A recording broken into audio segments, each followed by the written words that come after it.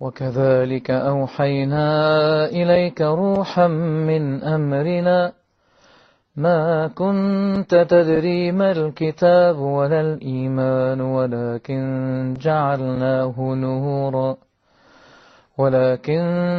جعلناه نورا نهدي به من نشاء من عبادنا وإنك لتهدي إلى صراط مستقيم صراط الله الذي له ما في السماوات وما في الأرض ألا إلى الله تصير الأمور. And there's another email coming in here on the mailbox. I'm Yussuf Estes.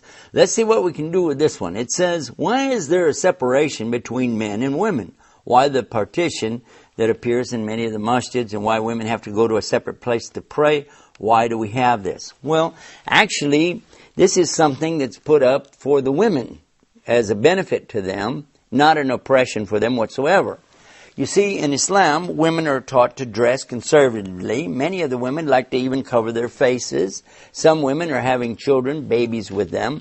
And when they go to the masjid, it gives them a place of privacy where they can remove the outer veil if they'd like to. If they would like to nurse their babies there would be nobody to watch it, and that would be good, and they would be safe there from people staring at them. If a woman walks through a masjid or something, though, there's nothing wrong with this. People used to do it even at the time of the Prophet Muhammad, peace be upon him. But in those days, they didn't have the incandescent lights, they didn't have fluorescent lights, and so with the torches and things that they used, and the women only came in the dark time. In other words, they would come at night, at Maghrib or Isha or early morning at Fajr before the sun came up. But usually during the daytime, they didn't come and hang out at the masjid. So under the protection of darkness and with their coverings over them, they could come and not really be observed that closely. They would be in the back of the masjid, again for the privacy, and they had the first right to get out the door. Because after the prayers, especially in the morning, Prophet Muhammad, peace be upon him, used to sit facing forward and wait for the women to leave out the back before he would even turn around. So we learn from that this is a sense of privacy.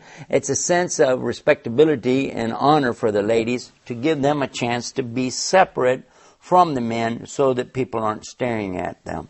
So today, with all the lighting we have, we put this in there, and then that gives them a good sense of protection. Okay, we've got another one. Okay, it says, my friend is a Hindu and believes in one God. Can I marry her? Okay. First of all, if somebody is not Muslim, even if they're a Christian or a Jew, you should be careful about this subject. Because very often we as Muslims forget to read closely the fine print. And in order for us to get married, even to a Jew or a Christian, they have to be believers in the book, and they have to be virgin or at least never committed adultery, and they know it's haram.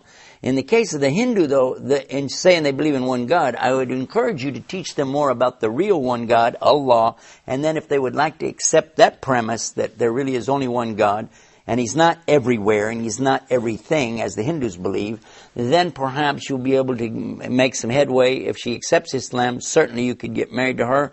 Talk to your local imam and get some help from him. And by the way, don't forget to visit our website to get more details on this question at the IslamNewsroom.com, and then type in these key words. Well, that's it for the mailbox. Till next time, peace. Assalamu Allaykum wa rahmatullah.